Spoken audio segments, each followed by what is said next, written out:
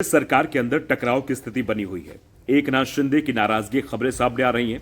वो बात अलग है कि बीजेपी और शिवसेना दोनों ही तरफ से कहा जा रहा है कि कहीं कुछ भी गड़बड़ नहीं है, लेकिन शिवसेना के नेता ही दबी जुबान में बात कह रहे हैं कि बीजेपी अपनी सहयोगियों के साथ सही नहीं कर रही है। अगर बीजेपी को 132 सीटें मिली हैं तो ये एकनाथ शिंदे के चलते ही मिली हैं। बीजेपी के सहयोगी दलों के पास भी इस समय करीब 100 सीट हैं, यानी सहयोगी कमजोर नहीं है। अगर बीजेपी ने अपनी सीटें 2019 की तुलना में बढ़ाई हैं तो शिवसेना को भी फायदा हुआ है। अगर शिवसेना के दोनों गुटों की सीटों को जोड़ दिया जाए तो ये 77 हो जाएगा, जो अब तक शिवसेना का सर्वश्रेष्ठ प्रदर्शन भी माना गया है।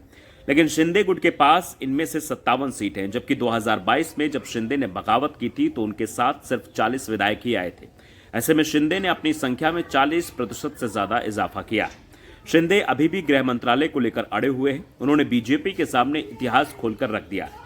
तो पहले गठबंधन में कब कब गृह मंत्रालय पर सहयोगी दल का क्या कुछ रुक रहा है, क्या कब्जा रहा है, इसी पर आज हम अपनी स्पेशल रिपोर्ट में बातचीत करेंगे। नमस्कार, आपके साथ मैं हूं आदित्य कुमार। महाराष्ट्र में नई सरकार के शपथ ग्रहण के बाद अब सभी की नजरें विभागों के बंटवारे और मंत्रिमंडल के विस्तार पर टिक गई है। वैसे ये कहा जा रहा है कि मंत्री को लेकर तो गठबंधन में किसी भी तरीके का टकराव नहीं है। इसके लिए फॉर्मूला भी बन गया है। राज्य के मंत्रियों की संख्या सीएम के साथ 43 हो सकती है। इसमें से 10 मंत्री पद अजीत पवार की पार्टी को दिया जाना भी तय हो चुका है। तो शिंदे भी 13 मंत्री पद लेने को तैयार हो गए हैं। बचे हुए 20 मंत्री पद के साथ सीएम पद बीजेपी के पास रहेगा। इसके अलावा विधानसभा अध्यक्ष का पद बीजेपी के पास और उपाध्यक्ष एनसीपी का होगा, जबकि विधान परिषद में अध्यक्ष बीजेपी का और उपाध्यक्ष शिवसेना का होगा।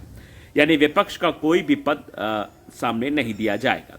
यानी यहां तक कि विधानसभा में नेता प्रतिपक्ष का दर्जा भी इस बार किसी को नहीं मिल पाएगा। इसके संकेत सीएम पद के शपथ लेने के साथ ही देवेंद्र फडणवीस ने भी दे दिए हैं। उन्होंने ये साफ कर दिया है कि विधानसभा स्पीकर इस पर फैसला लेंगे और स्पीकर का फैसला क्या हो सकता है, इसका अंदाजा भी शिवसेना यूबीटी को है। विपक्षी दलों में सबसे ज्यादा सीटें शिवसेना यूबीटी के पास ही हैं। ऐसे में अगर स्पीकर नेता प्रतिपक्ष का दर्जा किसी को देंगे तो वो आदित्य ठाकरे होंगे, क्योंकि शिवसेना यूबीटी ने आदित्य ठाकरे को विधायक दल का नेता चुना है। लेकिन उनका नेता प्रतिपक्ष बनना इसलिए मुश्किल है क्योंकि इसके लिए शिवसेना यूबीटी विधायकों की संख्या भी 29 होनी चाहिए, जबकि उनके पास सिर्फ 20 सीटें ही हैं, यानी जरूरत से 9 कम। खैर, बात इस समय हम गृह मंत्रालय को लेकर कर रहे हैं, जिस पर एकनाथ शिंदे अड़ गए। महाराष्ट्र में इस बात की भी चर्चा है कि नई सरकार में क्या एकनाथ शिंदे फडणवीस जैसी स्थिति रख पाएंगे या फिर कमजोर पड़ जाएंगे, क्योंकि शपथ ग्रहण समारोह में देवेंद्र फडणवीस की अजीत पवार के साथ जुगलबंदी दिखी तो वहीं एकनाथ शिंदे काफी भावुक दिखाई दिए। इतना ही नहीं, फडणवीस ने मुख्यमंत्री बनने के बाद जो संकेत दिए हैं उसमें झलक रहा है कि शिंदे को मायूस होना पड़ सकता है। यही वजह है कि आजाद मैदान में हुए शपथ ग्रहण की तस्वीरें सोशल मीडिया की सुर्खियों में हैं। इनमें एकनाथ शिंदे से जुड़ी पोस्ट अधिक है। ऐसे में फडणवीस के सामने सबसे बड़ी चुनौती एकनाथ शिंदे को खुश रखने की है। इस बीच शिंदे के करीबी संजय शिरसाट ने कहा कि शिंदे अमित शाह से इस बारे में बाद में बात करेंगे। महाराष्ट्र में गृह विभाग हो या तो मुख्यमंत्री के पास रहेगा या फिर सहयोगी दल को मिलता रहा है। महायुति की मुश्किल ये भी है कि फडणवीस ये दावा नहीं कर सकते हैं कि जिसका सीएम होता है गृह विभाग भी उसी के पास होता है, क्योंकि 1995 में जब से महाराष्ट्र में गठबंधन सरकार का दौर शुरू हुआ है, गृह मंत्रालय सहयोगी दल के पास ही सबसे ज्यादा दिन तक रहा है। सबसे पहले 1995 में राज्य में बीजेपी शिवसेना की सरकार बनी तो पहले मनोहर जोशी फिर नारायण राणे सीएम बने। ऐसे स्थिति में गृह विभाग बीजेपी को ही मिला। गोपीनाथ मुंडे को गृह विभाग मिला। इसके बाद जब राज्य के सीएम विलासराव देशमुख बने तो कांग्रेस ने गृह विभाग एनसीपी को दिया और छगन भुजबल गृह विभाग संभाल रहे थे। आगे जब कांग्रेस से सुशील कुमार शिंदे और विलासराव सीएम रहे तो एनसीपी नेता आर पाटिल गृह मंत्री बने। इसके बाद अशोक चौहान के समय पर जयंत पाटिल और फिर पृथ्वीराज चौहान के कार्यकाल में फिर आर पाटिल ही गृह मंत्री रहे। यानी 1995 से लेकर 2014 तक महाराष्ट्र में गृह मंत्रालय जिस दल के से सीएम था उस दल के पास नहीं रहा, बल्कि सहयोगी के खाते में गया। 2014 में स्थिति जरूर बदली और इसके पीछे की कहानी अलग थी। दरअसल 2014 में बीजेपी को अकेले 122 सीटें मिल गई। इस चुनाव में सभी दल अलग अलग चुनाव लड़े थे, यानी बीजेपी और शिवसेना का गठबंधन नहीं था। शुरुआत में तो शिवसेना सरकार में शामिल नहीं हुई थी, लेकिन 2 महीने बाद जब शिवसेना सरकार में शामिल हुई तो बीजेपी ने शिवसेना के कोटे से न तो किसी को डिप्टी सीएम बनाया और न ही गृह मंत्रालय दिया। 2014 में जब देवेंद्र फडणवीस पहली बार सीएम बने तो उन्होंने ये विभाग अपने पास रखा। उद्धव ठाकरे के सीएम बनने पर पहले ये विभाग एनसीपी के पास गया और पहले अनिल देशमुख और बाद में दिलीप वलसे पाटिल ने गृह विभाग को संभाला। इसके बाद जब एकनाथ शिंदे मुख्यमंत्री बने तो बीजेपी को यह विभाग मिला और फडणवीस ने बतौर डिप्टी सीएम इस विभाग को संभाला। महायुति में अजीत पवार की एंट्री के बाद उन्हें वित्त विभाग दे दिया गया। अब जब रोल रिवर्स हुआ है तो शिंदे बदले में गृह विभाग भी मांग रहे हैं। महायुति में फडणवीस के पास जहां बड़ा जनादेश है तो वहीं दूसरे दो पार्टनर भी हैं।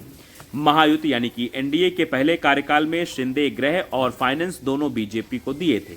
अब एनडीए पार्ट 2 में फडणवीस के पास 3 मुख्य विभाग हैं। इनमें गृह, यूडी और फाइनेंस शामिल है। अब देखना यह है कि दो पार्टनर के साथ वो सरकार कैसे चलाते हैं, क्योंकि पहले कार्यकाल में उन्होंने किसी को भी डिप्टी सीएम नहीं बनाया था। इतना ही नहीं, वित्त विभाग भी तब बीजेपी ने अपने पास ही रखा था। तब सुधीर मुनगंटीवार राज्य के वित्त मंत्री रहे थे। शपथ ग्रहण की तस्वीरों के बाद चर्चा हो रही है कि क्या फडणवीस की अजीत पवार के साथ ज्यादा जम नहीं रही है, क्योंकि उनका कंफर्ट लेवल अजीत पवार के साथ दिख रहा है। ये अब देखना यह है कि महायुति में पावर शेयरिंग का फॉर्मूला क्या निकलता है। शिंदे को यूडी विभाग मिलने की संभावना है। वैसे ये कहा जा रहा है कि बीजेपी की तरफ से शिंदे को जो विभाग दिए जा रहे हैं उसमें गृह और वित्त के अलावा ग्रामीण विकास भी हो सकता है या फिर नहीं, और ना ही शहरी विकास मंत्रालय, यानी ग्रामीण विकास भी नहीं है और शहरी विकास भी नहीं है। ऐसे में यह भी कहा जा रहा है कि अगर शिंदे अड़ते हैं तो उन्हें ग्रामीण विकास विभाग भी दिया जा सकता है। लेकिन ग्रामीण विकास और शहरी विकास दोनों ही मंत्रालय बीजेपी शिंदे गुट को नहीं देगी, क्योंकि किसी भी राज्य में इन दोनों ही मंत्रालयों को सबसे ज्यादा बजट का आवंटन किया जाता है और इन दो मंत्रालयों में मदद से अगर कोई भी नेता अपनी पार्टी के विधायकों के क्षेत्र में ज्यादा फंड आवंटित कर सकता है और मदद भी कर सकता है। फडणवीस की एक चिंता यह भी है कि उन्हें बीजेपी के साथ ही एनसीपी और शिवसेना के विधायकों की समस्या का भी समाधान करना होगा, नहीं तो उनके साथ भी उद्धव ठाकरे जैसी स्थिति हो सकती है। उद्धव की सरकार में शिवसेना के विधायकों की यही चिंता रहती थी कि उनके क्षेत्र के लिए सरकार फंड जारी नहीं करती है। अजीत पवार के पास वित्त मंत्रालय था, गृह विभाग भी एनसीपी के पास ही था और इसकी मदद से एक तो एनसीपी का सरकार पर ज्यादा दबदबा दिखाई देता था, साथ ही एनसीपी विधायकों के क्षेत्र के लिए फंड भी ज्यादा दिया जाता है, जिसके चलते शिवसेना में बगावत हुई थी। ऐसे में आने वाले समय में फडणवीस की चुनौती और बढ़ सकती है कि दोनों सहयोगियों को साथ लेकर कैसे चला जाए और किसी भी तरीके कोई समस्या दोनों सहयोगियों को लेकर चलने में ना आए। ताखड़ न्यूज़ को अगर आपने सब्सक्राइब नहीं किया है जरूर कर लीजिए, बेल आइकन दबाइए ताकि अपडेट बने खबर आप तक पहुंचती रहे। नमस्कार।